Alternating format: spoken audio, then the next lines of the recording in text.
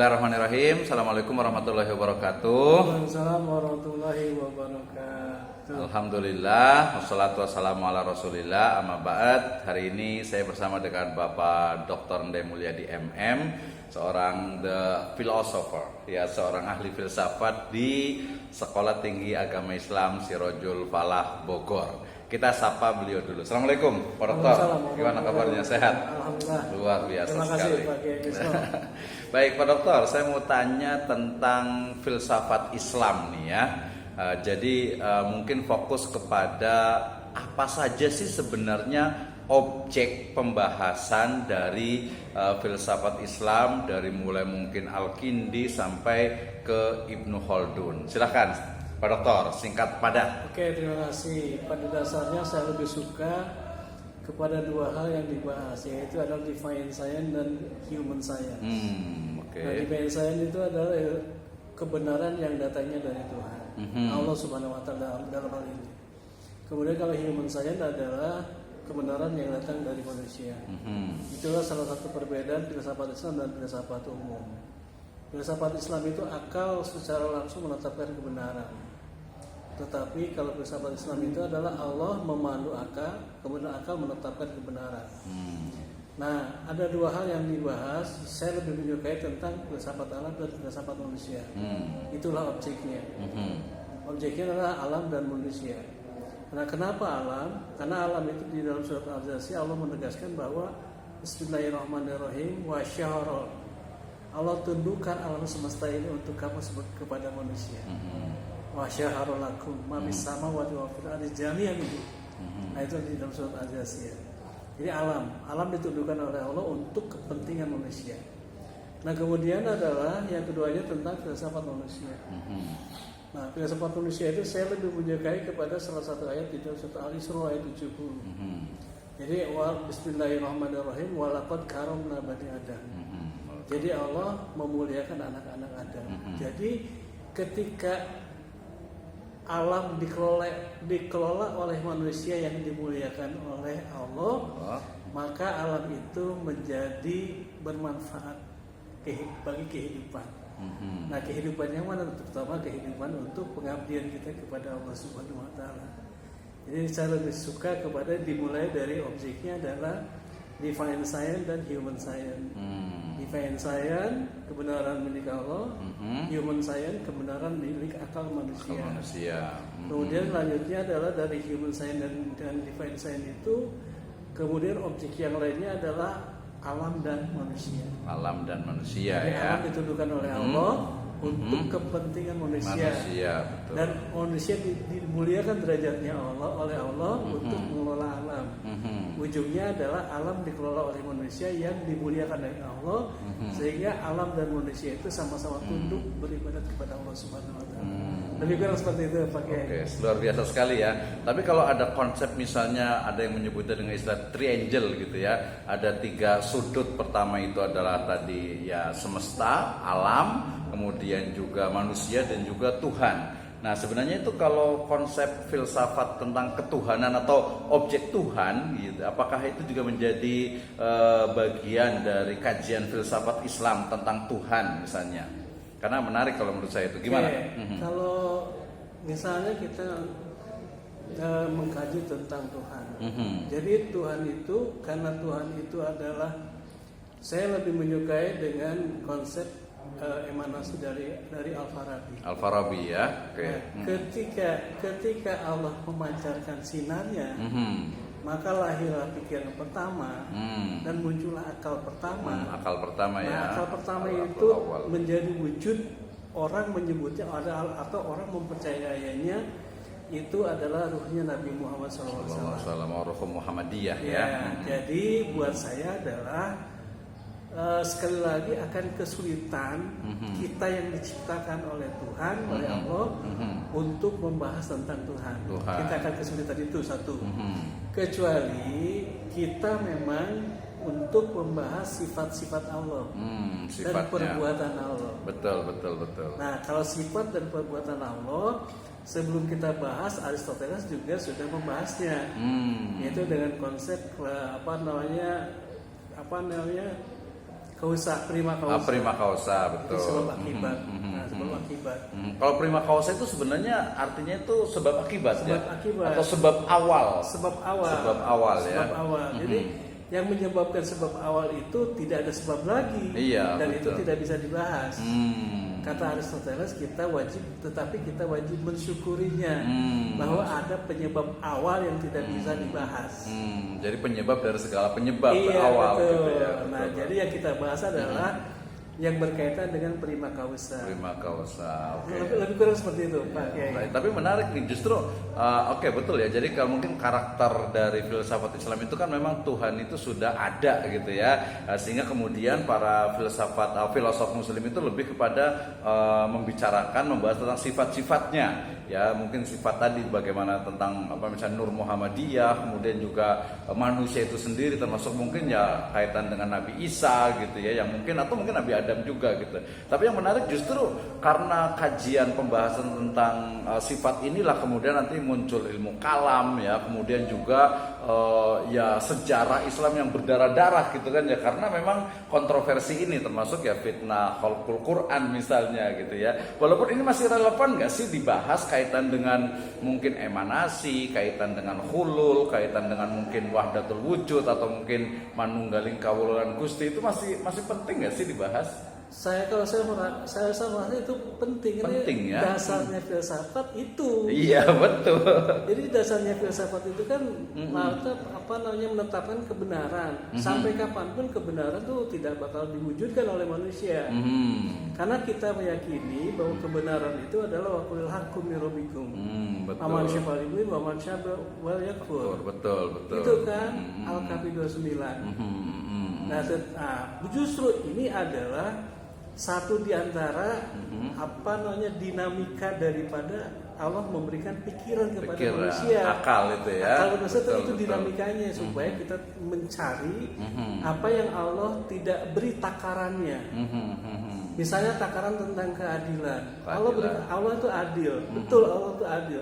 Ada tidak takaran keadilan? Ukurannya ukuran keadilan. Allah sembunyikan takaran itu supaya kita dapat berinteraksi dengan orang lain, kemudian membuat kesepakatan tentang keadilan. Tentang makna keadilan. Nah, itu kan sebuah rahasia yang tersembunyi gitu kan. Jadi apakah nanti kesepakatan antar manusia untuk mencari sebuah keadilan dan menyimpulkan sebuah keadilan, apakah keadilan itu juga merupakan manifestasi dari keadilan yang abstrak yang diinginkan Tuhan? Iya, betul. Nah, karena kita meyakini bahwa Allah itu tidak memberikan takaran keadilan, maka yang abstrak itu hanya milik Allah. Nah, yang terlihat itu makna keadilan menurut kita. Tentunya ini memiliki ada dua sisi. Sisi satu, orang mengatakan ini adil, orang mengatakan tidak. Gitu. Oke.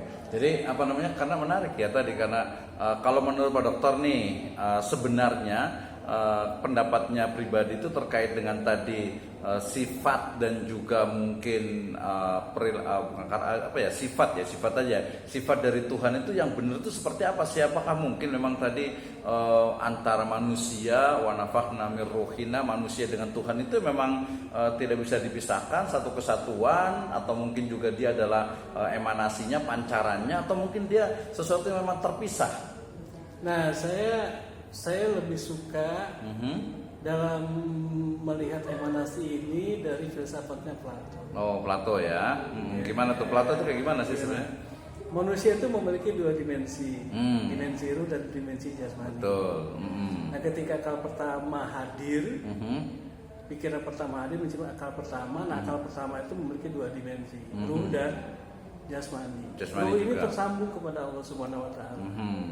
Kemudian jasmani ini tempat bersemayamnya ruh. Oke. Jasmani itu tempat bersemayamnya ruh. Jadi kedua-duanya itu akan melekat karena Allah itu memiliki sifat Ar-Rahman Ar-Rahim, maka ruhani itu juga memiliki sifat Ar-Rahman Ar-Rahim. Nah, terjadilah dalam perjalanan makanan ruhani itu adalah sebuah kebenaran, tetapi makanan jasmani itu adalah banyak dipengaruhi dari alam semesta.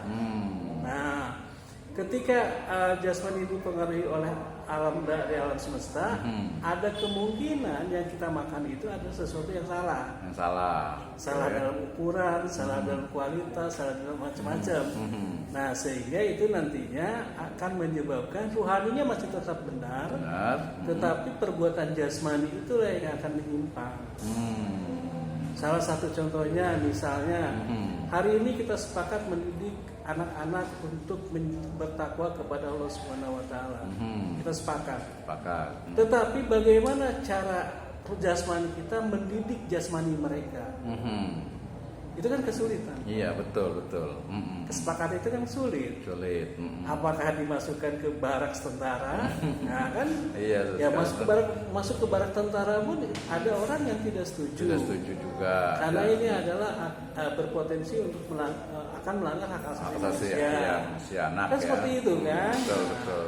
Makanya di situ buat saya adalah ketika ada sebuah perbedaan itu satu dinamika yang memang Allah hidangkan kepada manusia. Satu dinamika. Betul. Makanya sekali lagi Allah meninggikan derajat orang yang berilmu. Barang siapa yang menguasai dinamika itu, maka Allah tinggikan derajatnya.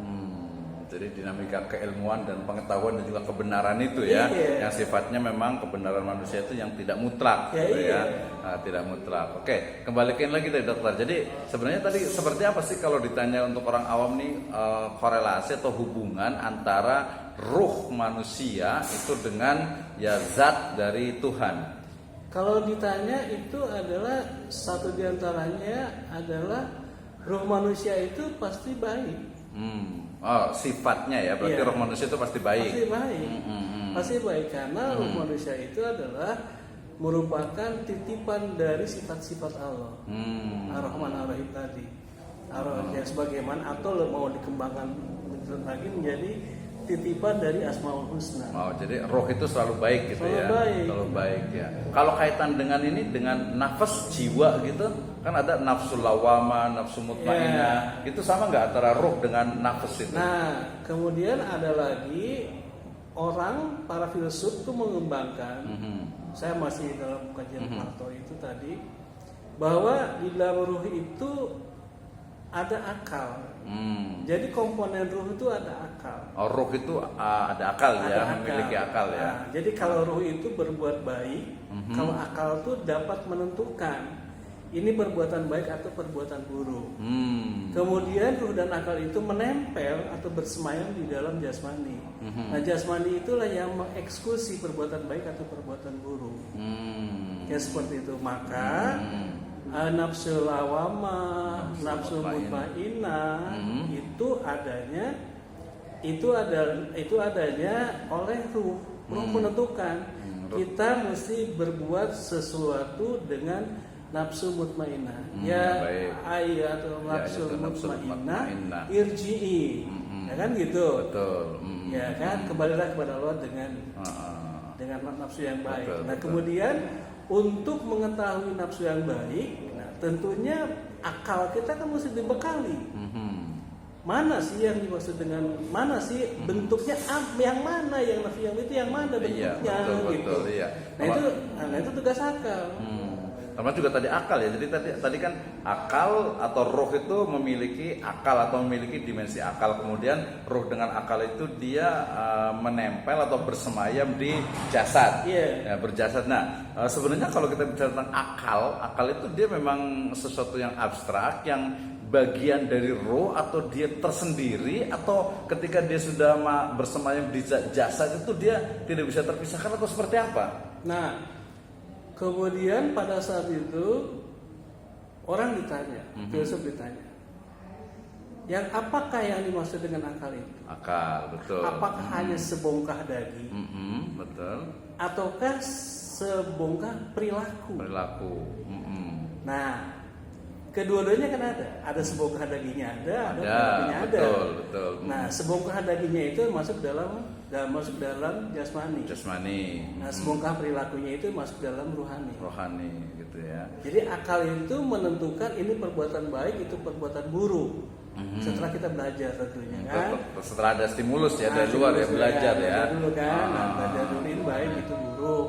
Meludah di kelas itu perbuatan buruk. Buruk gitu kan. Itu Oke. mungkin perilaku yang kemudian ya dipengaruhi oleh stimulus dari luar gitu ya. Ada larangan atau mungkin dari kecil itu memang ada nggak boleh gitu kan ya, dari kecil gitu. Itu ya. dari sebongkah akal. Sebongkah daging gitu. Iya. Dan akal itu tadi memang baik lagi diajarkan lah ya, distimulus oleh pihak luar gitu ya. Mungkin ada juga ketika mengatakan mungkin ada satu sekolah misalnya yang meludah juga nggak apa-apa gitu kan ya, di kelas karena mungkin memang dia tidak ada keramik, mungkin dia masih tanah gitu kan, meludah biasa aja gitu Iya, kan. betul. Nah, kalau seperti itu memang nanti balik lagi kepada keterpaksaan. Jadi keterpaksaan dimanapun orangnya, siapapun orangnya, yang namanya meludah di dalam rumah itu ya dilarang. Tidak Karena baik. meludah itu kotoran. Betul. Jadi akal mengatakan jangan mengotori rumah. Jadi ludah itu kotoran, maka Anda jangan meludah di dalam rumah, kelas. Oke.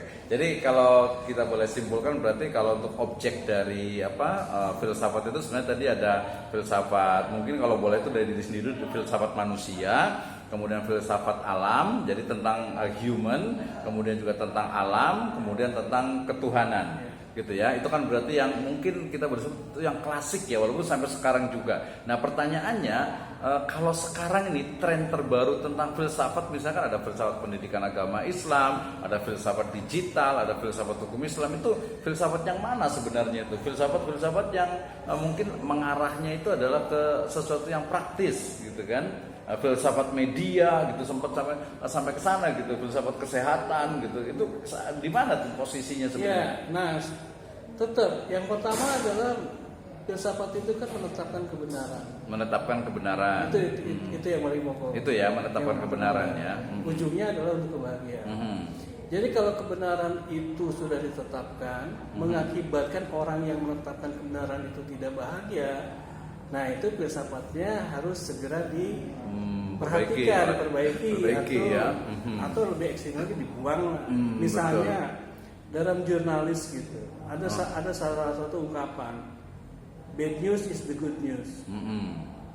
Ini apakah sebuah filsafat atau bukan? Tentunya ini bukan. Bukan ya.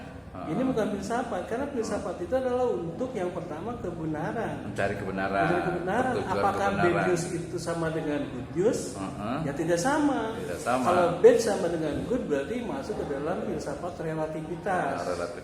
Tetapi relativitas ini juga akan berbeda dengan relativitas yang dimaksud oleh para filsuf zaman dahulu kala. Iya, betul. Ya beda. Yang dimaksud oleh relativitas pada zaman dahulu kala adalah ketika Anda menggunakan alternatif A dan diganti dengan alternatif B, maka Anda tidak mengapa karena A dan B itu setara, sepadan. Relatif ya. Dengan sifat-sifat dan karakter yang sama. Bad itu tidak sepadan dengan good. Gitu. Bagaimanapun juga bad itu tidak sepadan dengan good. Ya. Jadi bad news is the good news itu adalah bukan filsafat, tapi itu adalah sebuah moto untuk orang bekerja. Ya. Dan orang dan sebuah moto orang bekerja, dan orang juga harus